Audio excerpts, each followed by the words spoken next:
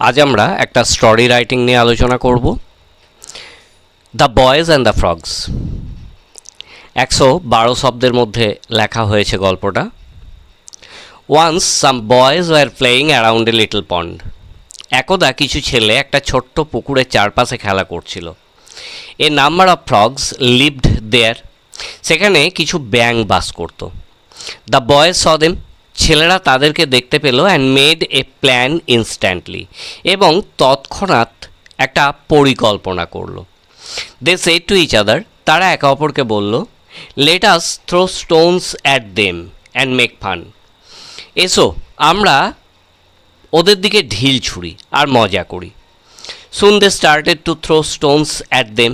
শীঘ্রই তারা তাদের দিকে পাথর ছুঁড়তে আরম্ভ করলো। After killing a frog they shouted in joy. একটা ব্যাঙ মারার পর তারা আনন্দে চিৎকার করে উঠল।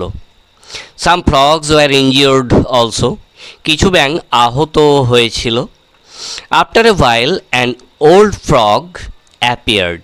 কিছুক্ষণ পর একটা বুড়ো ব্যাঙ উপস্থিত হলো and said to the boys. আর ছেলেদেরকে বলল, why are you throwing stones at us.